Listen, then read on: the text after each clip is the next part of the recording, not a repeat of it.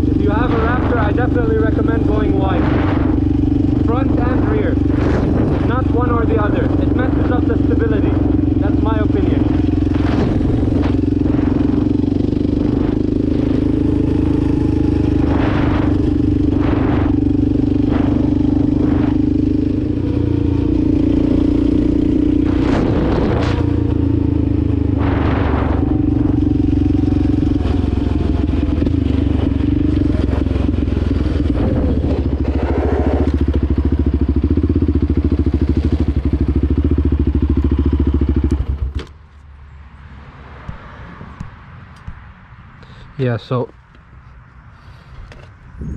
as I was saying, oops. Yeah, as I was saying, I'm really in love with this bike. It's because of the width, it's a lot more stable. Warning, and it was storming and raining, so probably the area that I usually play in is completely flooded, and I'm not really going to be able to do much today. But next time I really want to get a feel for how this thing is off-road.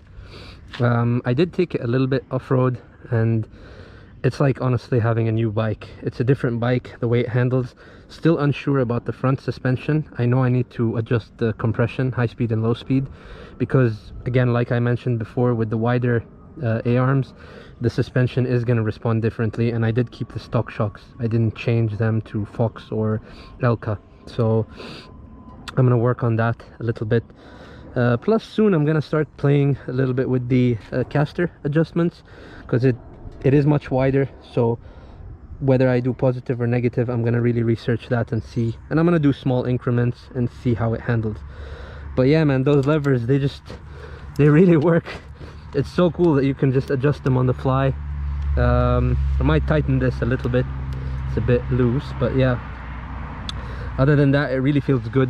High speed stability, big improvement on the width. For any of you Raptor owners, if you are considering going wide because of like high speed stability, and if you really like to stay flat on it most of the time, even off-road, I really try my best to, I enjoy it when it's going fast, so I just stay flat as long as I can. If it's a high speed bend, the more fun for me. And honestly, when it's with this width, it's a lot safer and it's a lot more stable to do so.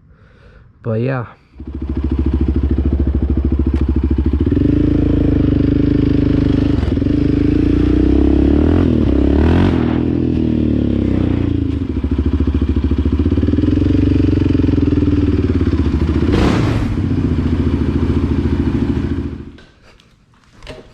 yeah, beautiful bike, really.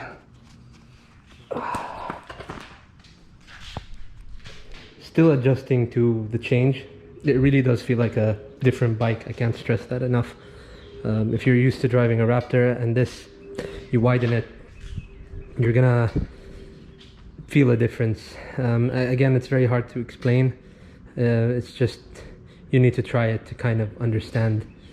I'm just still in shock how different the front shocks react to the wider A-arms, because I tried to keep them in the standard settings. I did adjust the compression, but I'm definitely going to adjust it further.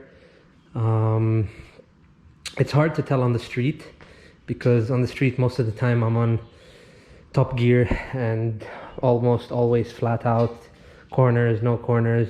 Off-road, it's a different story, because you're actually going through gears, hitting bumps, hitting stuff, so that's when I'll really be able to tell the difference. Yeah, for now I can definitely tell that there's a lot more stability, things like that on high speed.